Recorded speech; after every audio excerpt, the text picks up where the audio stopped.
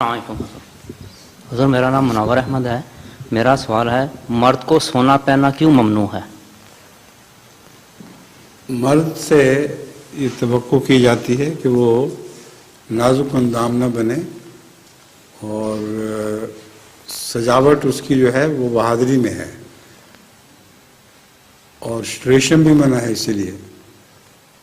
اور ایک یہ بھی حکمت ہے کہ مرد زبردستی کرتا ہے، اگر سونا اس کو پہننے کی اجازت ہوتی تو عورتوں کے ہاتھ سونے سے خالی ہو جاتے ہیں. یہ ہم نے نظارہ دیکھا ہے غانا میں جا کے. وہاں چونکہ جو غیر مسلم چیف ہیں وہ سونا پہنتے ہیں، ان کی عورتوں کے لیے کوئی سونا نہیں بچتا، وہ سارے سونے سے لدے ہوتے ہیں سر سے پاؤں تک. تو معلوم ہوتا ہے یہ بھی ایک حکمت تھی. لیکن بنیادی بات وہی ہے کہ مرد کو سخت جان بننا چاہیے، اور ریشمی لباس بھی تبھی منع ہے.